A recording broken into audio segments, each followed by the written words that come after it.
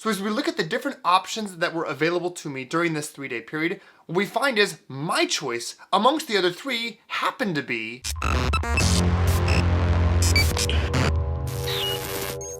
What's up, you guys? Welcome back to the Average Joe Investor channel. I love to try lots of different things and then learn from my mistakes and also share as much as possible when I make really good choices. This one was not as good of a choice. With my Leaps Plus income strategy, I have a very clear and defined strategy for both creating income and managing my options positions. And there was a period during March where things got a little bit out of control over a 3-day period. Now, I followed my rules, but they didn't work out very well in my favor. So in this video, we're gonna backtest. Now that we're in the clear, we've seen what actually happened, we're gonna look at the actual results and look at 3 different scenarios of ways I could have handled it differently to see if, it was just a bad situation and I managed it the best that I could, or if there were better alternatives available. All right, guys, I never want to waste your time, and I always want to deliver massive value with every video that I put out that you choose to click on. So without further delay, let's dive in. Okay, so we're looking at my Leaps Plus income tracking spreadsheet for my positions and all of the income that I create. And I talked about this recently, yesterday actually, when during the month of March, as we look at the income strategy for both IWM and QQQ, on March the 24th, and March the 25th, I had a significant debit over a 2-day stretch, meaning that the amount of income I collected was far less than the amount of cash I had to pay out. Now, for further clarity and context, the income strategy that I've been running has been every single day, about 15 minutes before the market close. Assuming I've already been able to close my existing option contract, my poor man's covered call, for $1 per contract, I look to sell a new poor man's covered call that expires the following day, and I target at approximately the 10 delta, which is always going to be out of the money compared to the current market price. And as we look at this strategy here, you can see that the majority of the days here, 411, 411, 411, these are all the buy to close, meaning that all of these days, the option contract worked out well and it essentially was worthless by expiration. But whenever you see a bigger number here in this column, column D, you can see that the cost to close was much more than just $1 per contract, meaning I had to roll that contract. Now here's the rule that I had in place with respect to managing an option position that started to get away from me, meaning that the market price prior to expiration had moved up and beyond my existing strike price on my poor man's covered call. The rule was for 1 day and for 1 day only, I would roll my position for a net debit, meaning I pay more money out than I collect. And that net debit I would limit to just the amount of money that I collected the previous day, meaning that over a 2-day stretch, there was essentially a wash on income. I collected, let's say, $100 yesterday and I paid out $100 today, so that nets out to 0. And then my rule was I would do that for 1 day only, and then on day 2, if I was challenged again, I would roll my contract out to whatever the 10 delta is the following day. Because again, my goal is to be at the 10 delta on a daily basis. So here's what actually happened though. On March the 21st, I bought back my existing options, 4 contracts for $1 each, so 411 was out, $105 came in.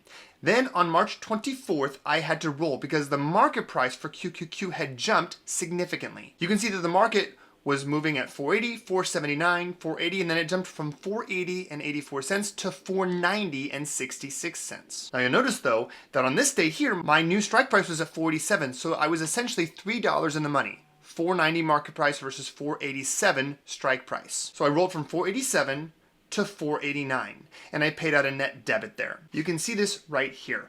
On the 21st, I collected, like it said here, 101.18. The market moved from 478 to 490, and my strike price, I rolled essentially from 487 to 489. Okay, and I paid out a net debit still of 277.46. So it was a minimal debit. My goal was to have it be a 2-day wash, but I wasn't able to do that because I was so far in the money here. Then the next day, the market stayed kind of positive. It went from 490.58 to 491.54. So according to my rule, I then rolled from whatever delta I was to the 10 delta the following day. And this is where I paid out the really significant debit. I collected $77.29 in total, and then I paid out $17.50.71 to move from 489 to 499, the 10 delta. And then at that point, as we can see from that point forward, the next day I was able to essentially resolve my position. I bought it back for $1 each, and I sold a new contract. So I was essentially back to my normal selling the 10 delta. Unfortunately, as you can see here, the total debit over this time frame was $1,768.52. This was a painful debit. And as a result, what I wanted to do once we were through the clearing on this, I wanted to follow my rules, but then I also wanted to see, well, now that that's in the past, what could I have done differently? how would it have actually worked out if I tried a few different strategies? So I want to look at 3 specific strategies. Number 1 was, what if we, instead of what I did, my little 1-day rule, then 2-day rule, instead, what if I decided that every day, no matter what, I was going to roll to the next day's 10 delta regardless. 10 delta, whether it's a max credit or a max debit, doesn't matter. Then option number 2 was, in the event that my 10 delta goes in the money, I will continue to roll every day to whatever the at the money market price is until the market actually dips for a day, in which case I'll be back to riding the 10 delta. And then the third option would be is every day I would roll up to and only if I can get a net credit, meaning that if I can't move my strike price, I stick with that strike price and I collect it credit. And then I slowly move up incrementally. And by the way, to do this, I went ahead and collected all the screenshots from Market Chameleon, for which I have an actual subscription to look at all the historical option chains at specific times. Now, full disclosure here, I was able to change the time frame on this to make sure that I always did it at 3:45 p.m. or 15 minutes before the market closed, except for one day. For some reason, I couldn't get 3:45. So 3:45 was on the 24th.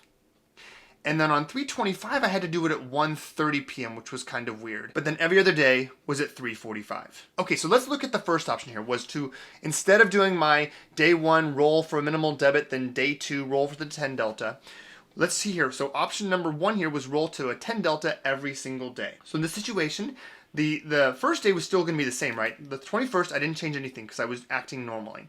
But then after that, I decided on the 24th, when the market moved from 478 to 490, I rolled from 487 to 497, which happened to be the 10 delta. I paid out a significant debit here. I collected 84 and I paid out 1594, which is a 15.10 and 72 cent debit.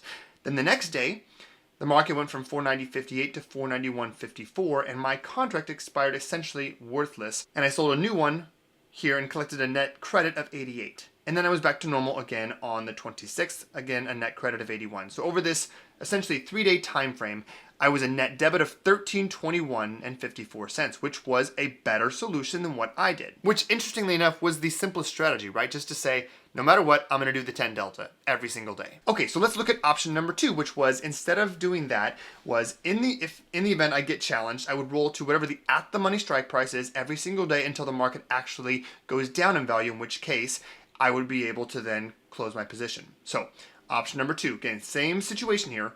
Day 1 doesn't change right here. So the market went from 478.57 to 490.58. So the at the money was essentially either 490 or 491. I rolled from 487 to 491. And my net debit here was negative 842.71. I collected 752.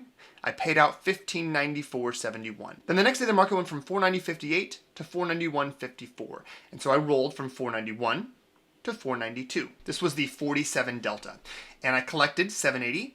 And I paid out 472 that day. So I made positive 308. And then the next day, essentially the market dropped from 491 to 483. And so I was back at that point to being able to sell the 10 delta. In this situation here, rolling at the money every day was a net debit of only 433.53, a much, much better situation than the previous 2. Okay, let's look at option number 3. In this situation, I was going to, every single day, regardless of the change in price, once I get challenged once, I was going to roll so that I can collect money every single day, or alternatively be able to roll for a net debit of as minimal as possible, like $1, $20, $30, $40, as opposed to a massive debit. So here we go, option number 3. In this situation, same day 1 occurrence, but on day 2, market went from 478 to 490. So in this situation, I rolled from the 10 delta to the 75 delta. Essentially, I kicked the can down the road. I didn't change my strike price.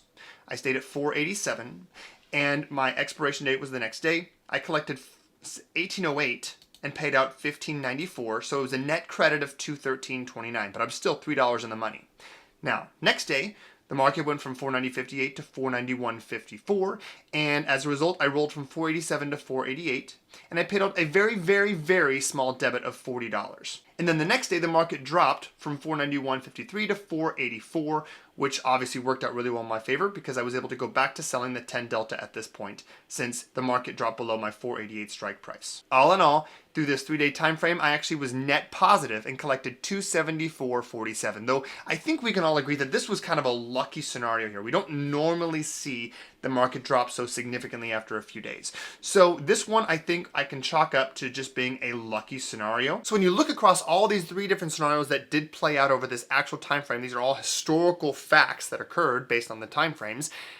I actually feel like option number 2 is the best scenario that I'm going to be trying moving forward, which is, I'm going to work with my 10 delta, continue to do that every single day. And if the market blows past or moves past my strike price, I'm going to roll to the at the money strike price for whatever net credit or net debit that is. And I will continue to do that every single day until the market actually dips, which allows me to get back into selling my 10 delta. Now, of course, this was actually a very small time frame, and it was only a big move up over one day.